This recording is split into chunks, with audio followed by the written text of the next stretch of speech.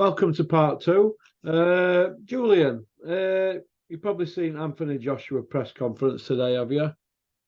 No, I've been working, but if I'm being honest, I probably won't watch it. Just being honest with you, mate. Yeah, just same old dribble from him, basically. Uh, So let me guess, and I genuinely haven't seen it. I've had a day. It's a genuine competitive fight. People thought his opponent was unlucky not to beat JULIAN White. He's got fast hands.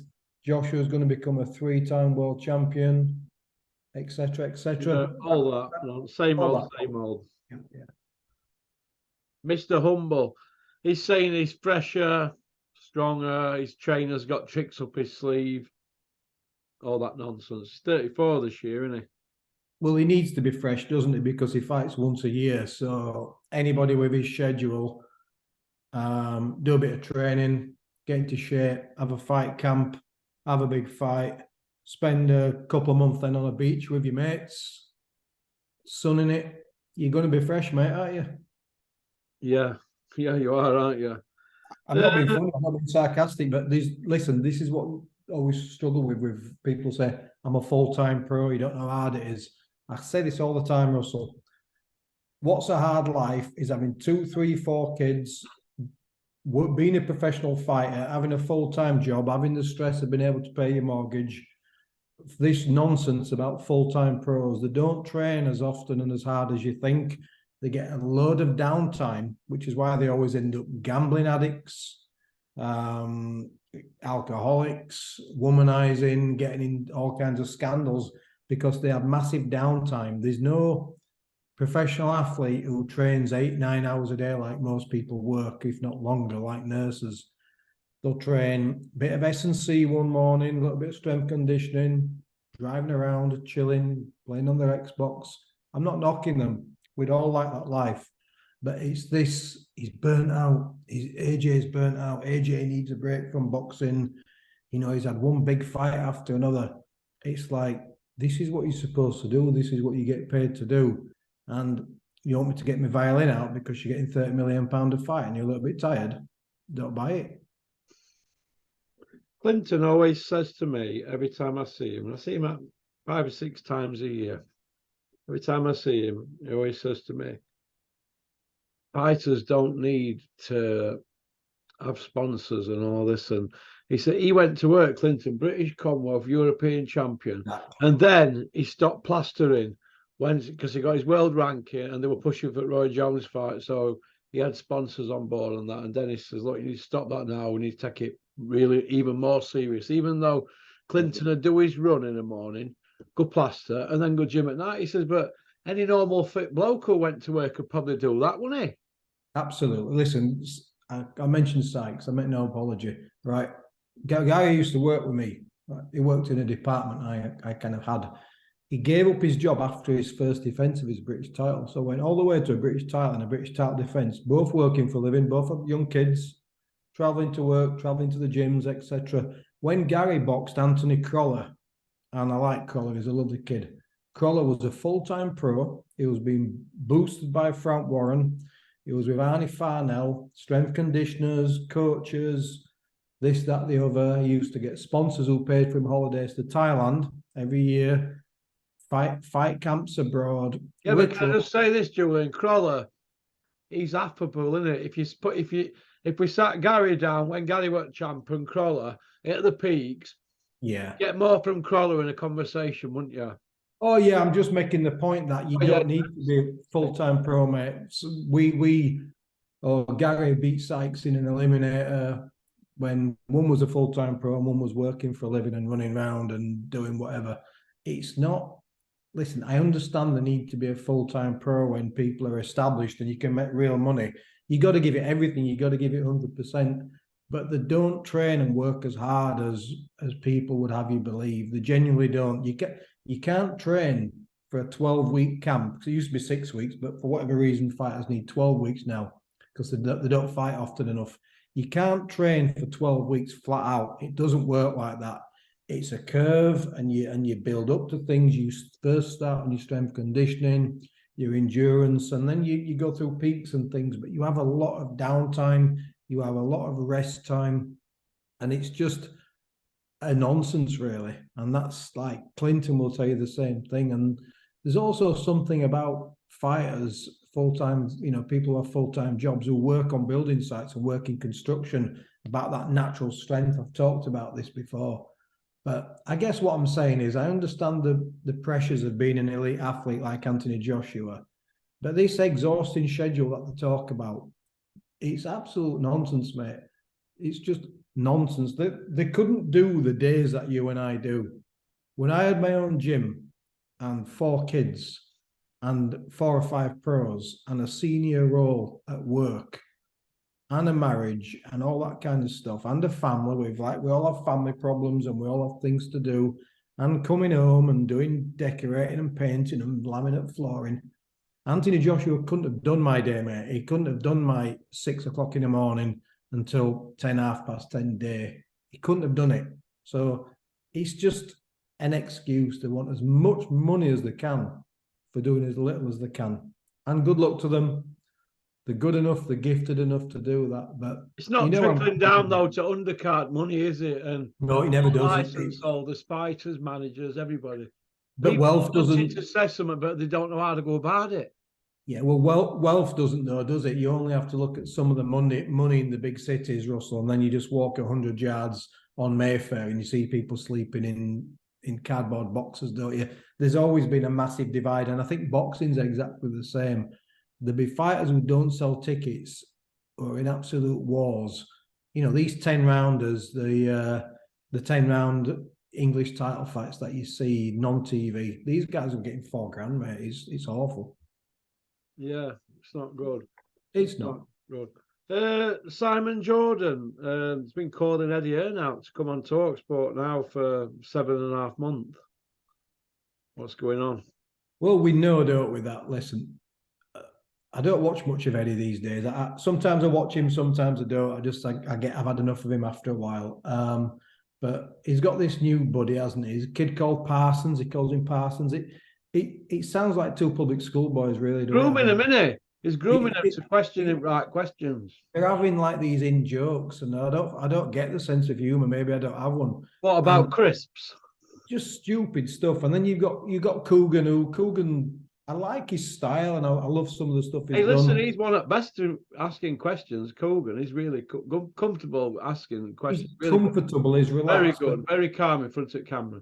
But I think there was a couple of years ago where they were really not asking the right questions of Matchroom. And it's like anything. I get it. It's like I've said before, right? If you're a Tony Bellew, you're a company man, you're going to not upset. If these guys pay your mortgage or help, give you maintain your lifestyle, you're not going to upset anybody, are you?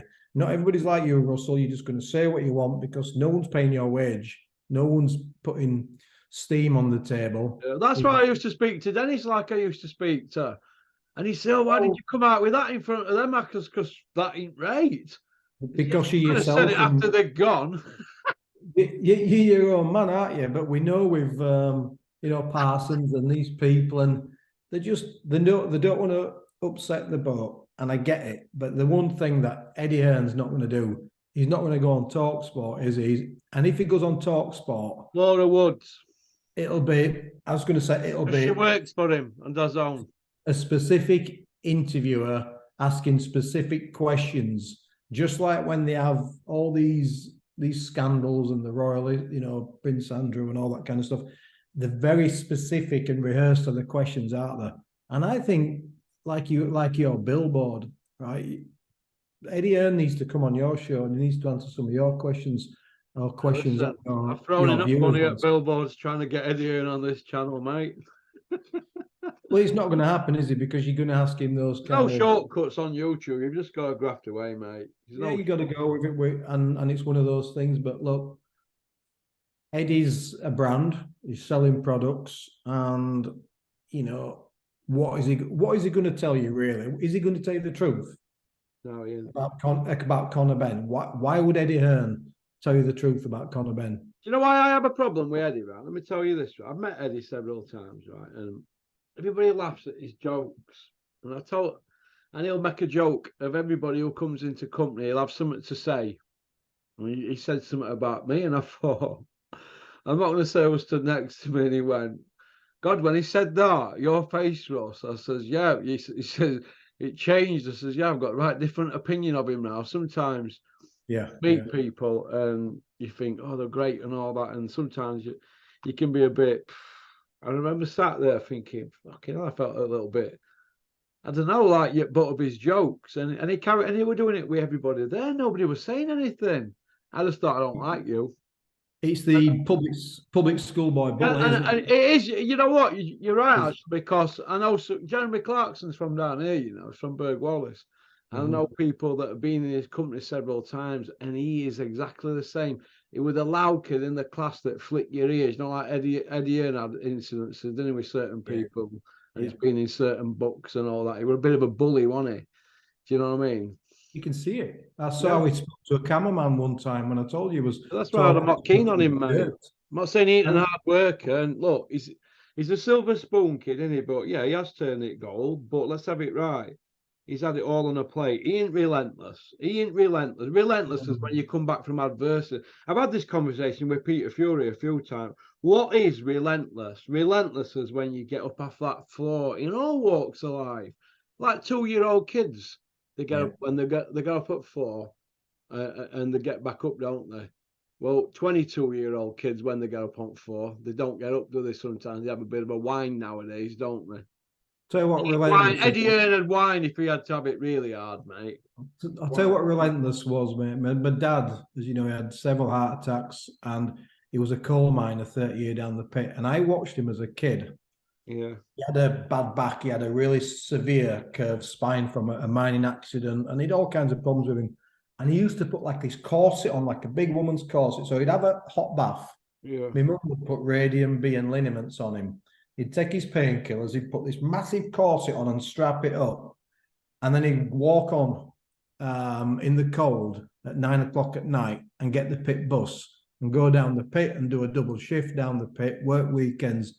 Yeah. My dad was relentless. That's relentless because he wanted to proper man. Don't forget they're working in pitch black darkness. And somebody's telling me just because they work 14 hours a day on a phone, having hors d'oeuvres and having nice little meals and coffee dropped on the lap. It's relentless. It's not relentless. It's rubbish. It's just you work long hours because fine, you're a hard worker. You know. Listen, you know what? Do you know what his punishment should be for what he's done to boxing, Eddie? His punishment should be HMP Lindholm, Cabbage Fields in January, back-breaking work, morning, afternoon. Back-breaking work in Cabbage Fields. That's what he needs. Yeah, it's just nonsense. It's freezing, isn't it? And as I say, it sounds like calling him out, but like you said about when you're in his company, what certain people do. Some people make a joke to put you at ease when they first meet you. Some people will be a little bit cheeky because it's the personality, it's the nature. But some people will make a pointed joke that's just a little bit too far. It might be based on one of your personal characteristics. And they do that to show you what that hierarchy of that situation is. This is where I am. This is where you are. I'm in charge of this little group. Now, you just comply, please. And that's bullying, mate. In any sense, it's bullying. Well, let me tell you this, right? And this is the true story. Eddie, doing these marathons, Eddie can build up to him. He's a 10, 12, 20-mile runner. Eddie had them all running with him one day. Yeah, shorts and vests. They've all turned up. A bit cold for that. Eddie's turned up in alt gear. You know, alt gear, no idea. Yep. Eddie says, I'm warm as toast. And he did his run while everybody else looked like lobsters in frozen. That's Eddie for you, mate. Yeah, of course it is. Was that in preparation for his 6-0 fight? No, that's his 7th. That's his 7th. He's going to dig up Audley. It's funny you should, the man in the picture, and I'm not suggesting anything, it's just something I saw on your channel a while ago. I did see Epstein's Island. I saw something about 2 weeks ago on the news that they're going to unveil the list of all the people who visited Yeah. went. All went. All the Bill flights, Clinton went 26 times, didn't he? It says on all that. the flights and all the details are out there now, aren't they? Be interesting to see who's been. Yeah. But just because you've been there, Doesn't mean you've done anything. not It mean just you've done anything, but doesn't mean anything. you're Listen, tied with the same brush, aren't you? we've all come across people and associated with people who might subsequently have, certain things in the background and skeletons that we don't know about. That happens. No one's suggesting anything, but sometimes transparency helps, doesn't it? It does.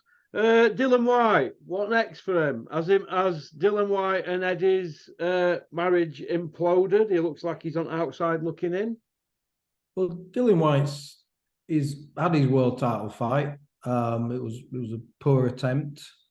He's been knocked out and he's been forgotten about, because what happens is you got Dillian White, haven't you, who for 4 years barking about, I'm the mandatory, I'm this. He's doing the wolf sounds on the way to the ring and he's on pay-per-view and he's kind of topical, he's somebody who Matchroom are putting up there. But it's like anything, isn't it? The things keep turning, the picture keeps turning every 2 to 3 years. And what you've got now is you've got Joe Joyce, who everybody's talking about. You've got Moses Artuma, who's coming through. You got Fury and Usyk. And everybody's talking about these fighters. And the truth is, really, nobody's actually talking about Dillian White. So he falls off the picture. And I'd probably become not that relevant to Eddie Hearn. Maybe Eddie will use him for a rubber match with Anthony Joshua. Maybe he won't. But it's like anything, that the relationships end, don't they, when the need of each other becomes less so or becomes non-existent. And I think that's what happens with Matchroom. You're golden, couple of losses, you drop down a tier. Look at what your marketing position's like, and then you become disposable. It's a little bit like Josh Warrington, isn't it? The battled and the negotiated and got him back. Josh is 1-4 in his last 4 fights. Sorry, 1-2 and 1 no contest in his last 4 fights. And where is Josh Warrington right now in terms of a priority for Matchroom? He's on the outside looking in. That's why his dad, Big Sean's running around with begging bowl out and his trousers hanging down his arsehole. Becomes very quickly, doesn't it, how these relationships end? It's based on a need of each other. And with Dillian White, I don't know. I don't spend a lot of time, as you know, on social media. I'm only on YouTube, but I don't see much about Dillian White right now. I don't see big views. I don't see many stories. And I don't see much interest. Is effectively Eddie's shut him out now, hasn't he? That's what's going on. It'd be done. I mean, there were noises anyway. We'll not want to get him on IFL no more if Eddie says, Dylan White, tap stop, Coogan. Done. Signed out. Do you know what Dylan White reminds me of? He reminds me of when Big Sam Allardyce, do you remember him? Another one with Biscuit Barrel. Yeah. When Big Sam were pushing for Michael Ricketts to go in England team.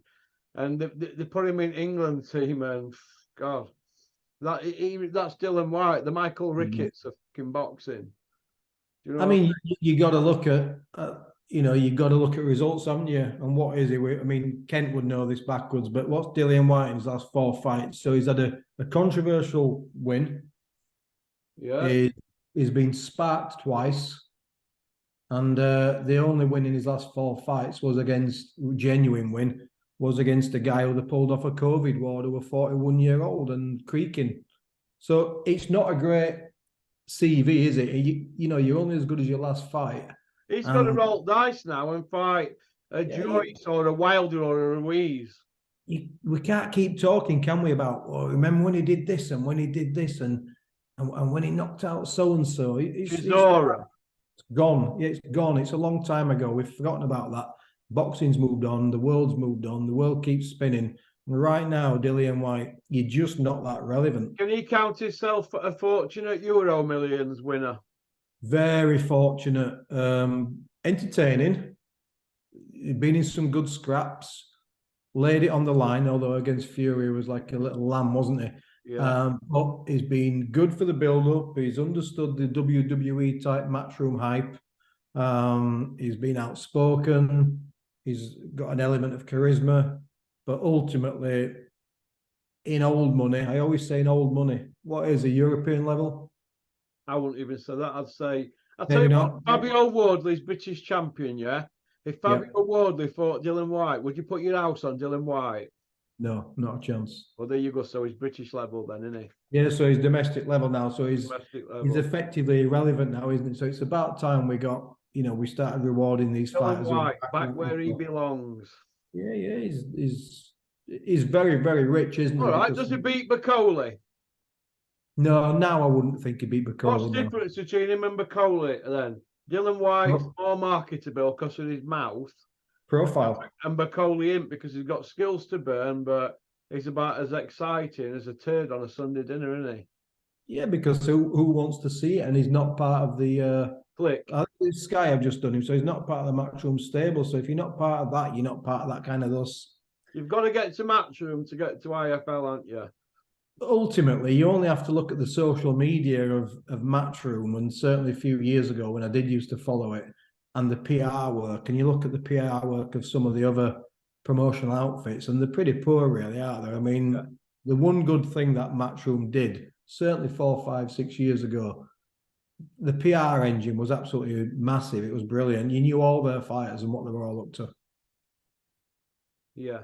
But now, like we know now, they're on an app now, aren't they? On a kind of minor broadcasting app, and I don't know if anybody even watches the Zone, honestly.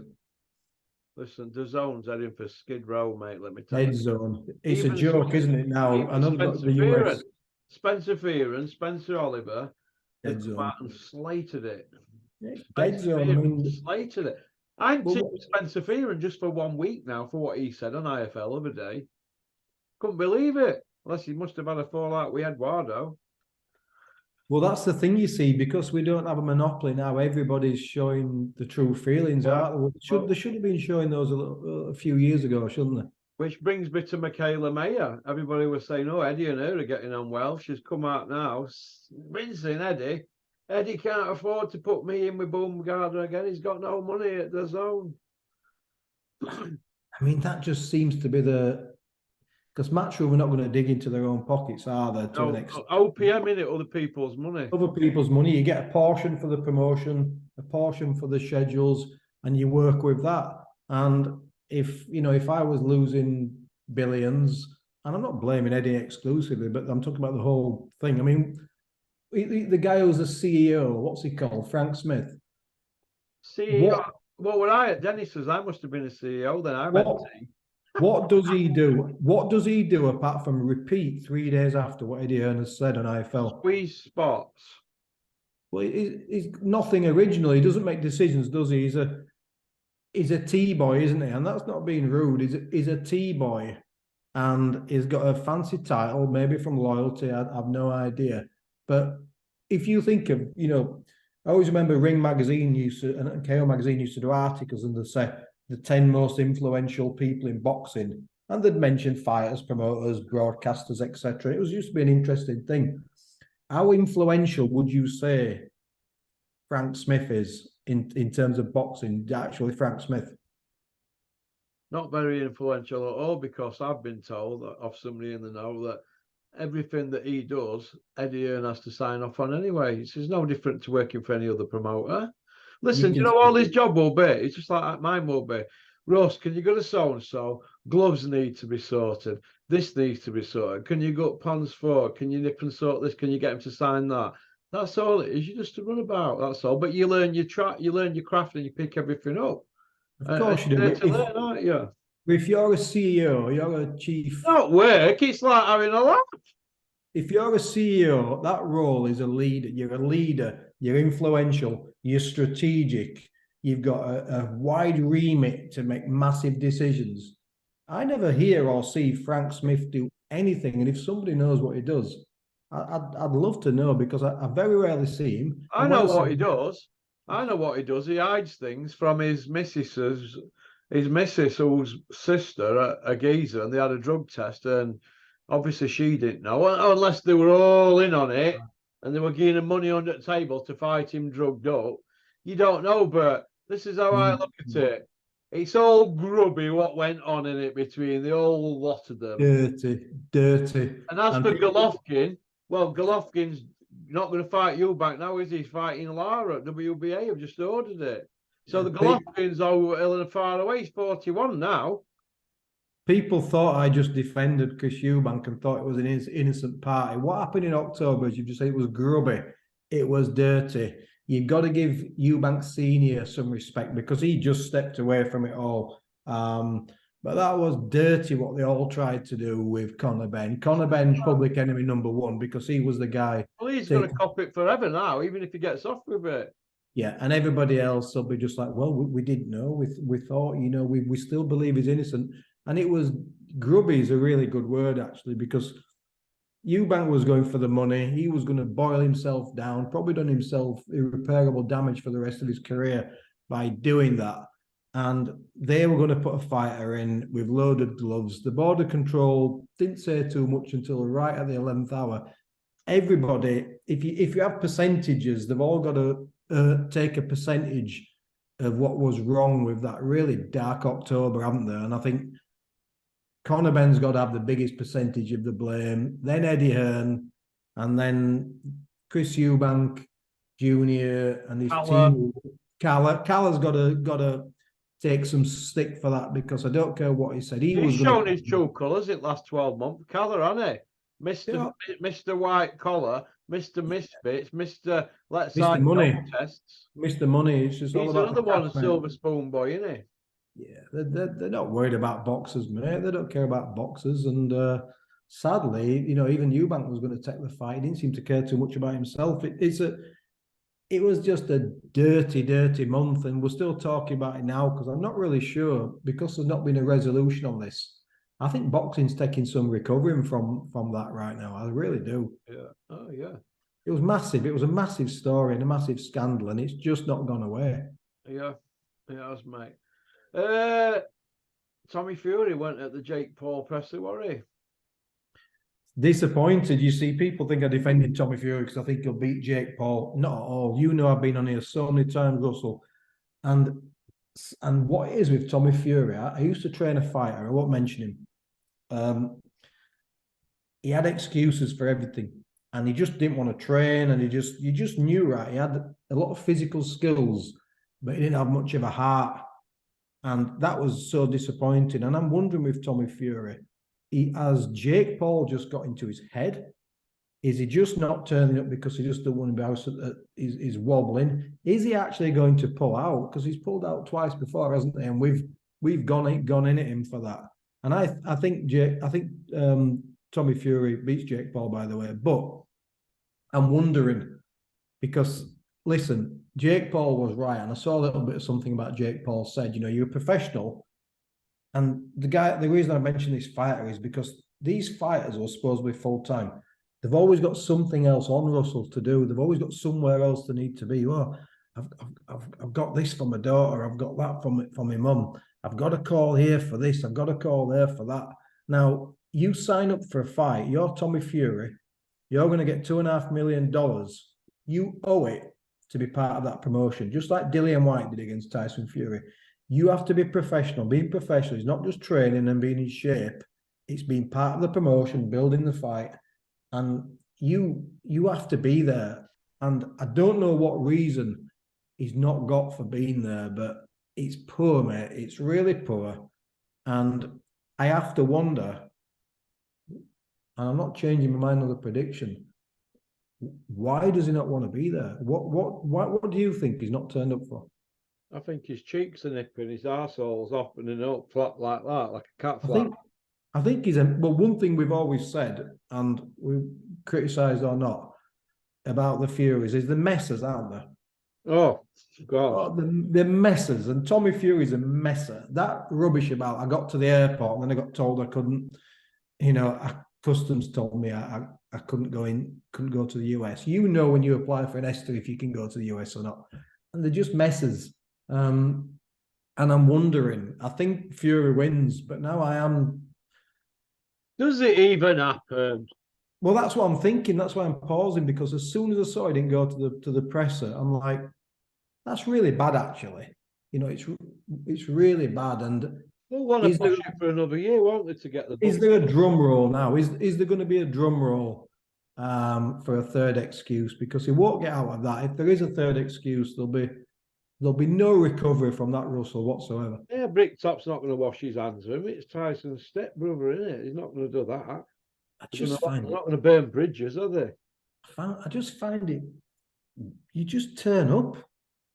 Is it all part of the script? God knows it's changing by the day. I don't think it is. I just think there's something about him where he's just a messer. I just think he's just, you can't say I'm training. I can't do the pressing because I'm training because of what I said earlier. Fighters, 24 hours a day to train. Floyd Mayweather always promoted fights, didn't he? And there was no one trained more than Floyd Mayweather. Nobody. He always made it. You owe it to the public. You and I aren't going to pay per view for this. But You know how long he trained a day in Mayweather? He used to say 6 times a day in his 24-hour cycle, didn't he? Robert McCracken, like when he went out, they were training at top rank when he were a Bob Arum fighter. And Mayweather, he said, just used to come into the gym in afternoon on his own and do 2 solid hours, full pelt, and then leave, and that was it. He didn't no messing about. When he worked on his own, he started training early hours and doing all that nonsense and acting goat, didn't he, and that. Before Floyd became Money Mayweather, when he was Pretty Boy, and I think it was junior lightweight. It was amazing, wasn't he? I always remember Claude Abrahams from Boxing News said he went over to watch him train. He said it wasn't in camp, it was out of camp, Russell. And Claude Abrahams just said it was like the most, and he's seen them all. He's seen the Leonards, you name it, he's seen them all. And Claude Abrahams said it was the most unbelievable trainer and fit guy I've ever seen. He said he'd do a 40-minute hard bag routine, have a quick sip of water, then jump on the pads for 40 minutes, and then he'd spar for 40 minutes. And he said he'd take a rest to have a quick drink of water, and then he'd go back about what he was doing.